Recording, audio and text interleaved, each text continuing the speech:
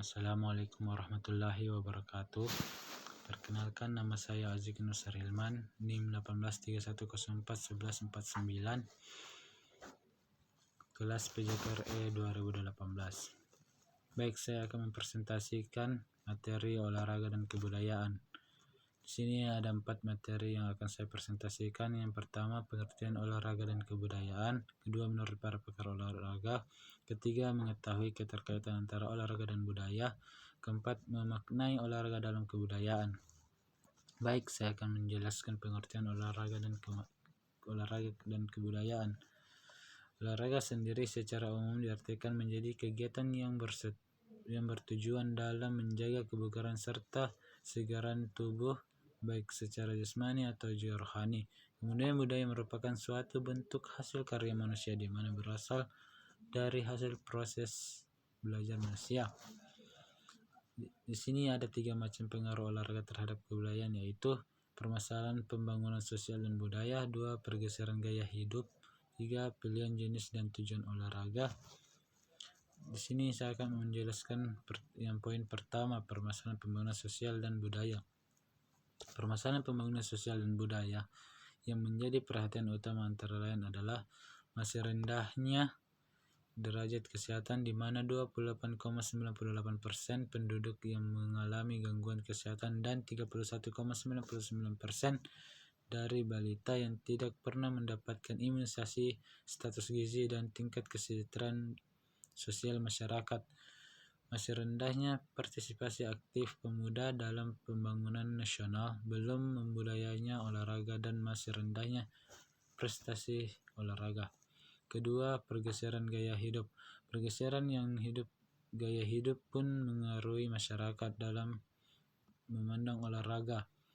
Berolahraga kini tidak selalu dikaitkan dengan kompetisi dan prestasi, tetapi juga karena tujuan lain, terutama sebagai gaya hidup. Itulah sebabnya klub-klub senam kebugaran, pengobatan, dan kemolekan tubuh marak di mana-mana dan lebih populer dibandingkan senam ritmik dan cabang prestatif lainnya.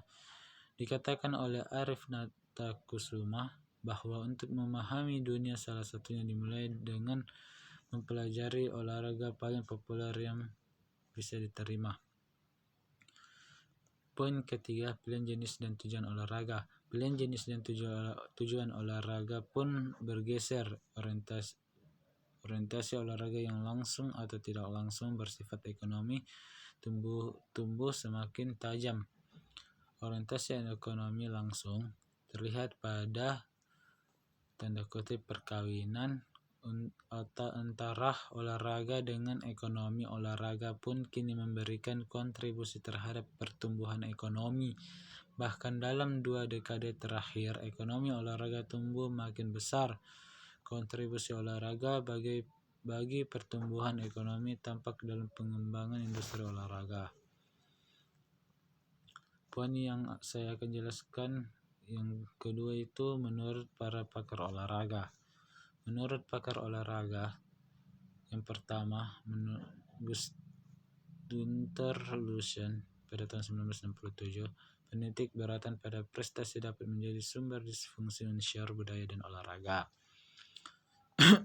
Kedua, menurut Donald W.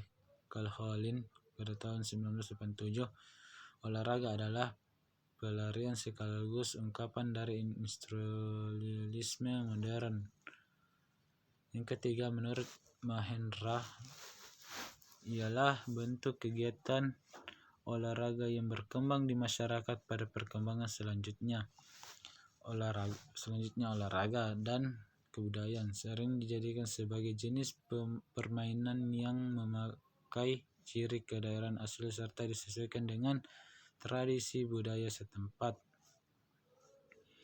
Kegiatannya dilakukan baik secara rutin maupun sekali-sekali dengan maksud untuk mencari hiburan dan mengisi waktu luang setelah terlepas dari aktivitas rutin.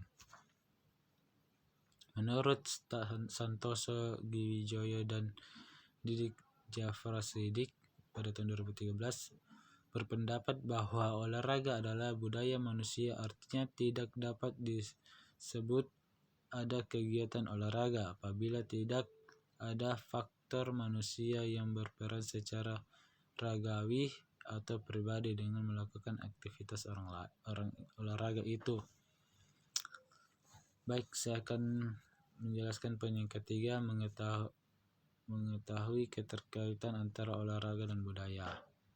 Dalam kehidupan sehari-hari, olahraga juga mempunyai kegiatan yang erat dengan budaya. Olahraga sendiri secara umum diartikan menjadi kegiatan yang bertujuan dalam menjaga kebugaran serta kesegaran tubuh, baik secara jasmani atau juga rohani. Kemudian budaya merupakan suatu bentuk hasil karya manusia di mana berasal dari hasil proses belajar manusia.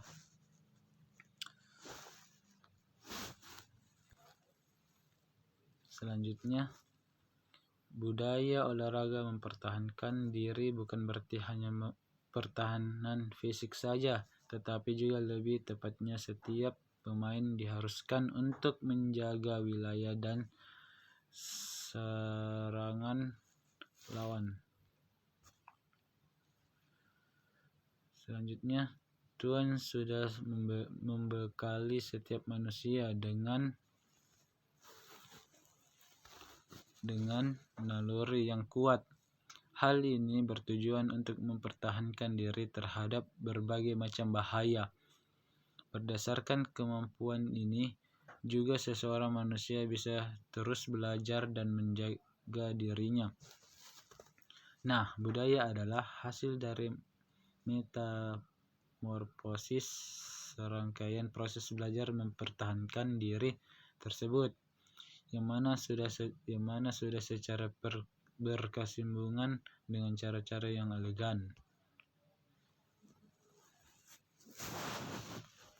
Budaya mempertahankan diri juga berarti aktif memberikan perlawanan, bukan hanya dengan bersikap pasif untuk bertahan diri serangan lawan.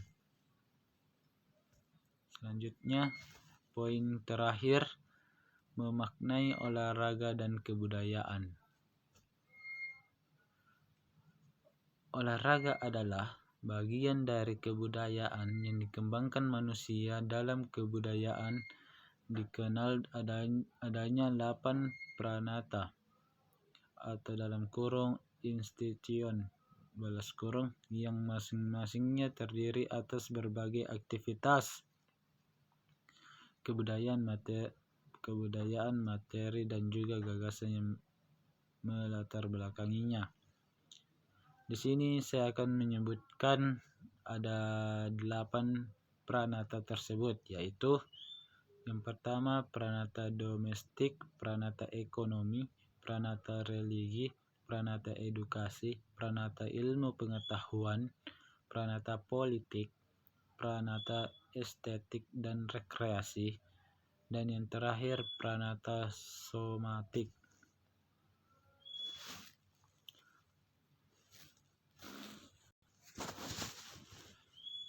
Selanjutnya, olahraga dapat dimasukkan ke dalam 2 pranata, yaitu pranata estetik dan rekreasi, dan pranata somatik yang berkenaan dengan hidup sehat dan mengurus dan mempertahankan kebugaran jasmaninya.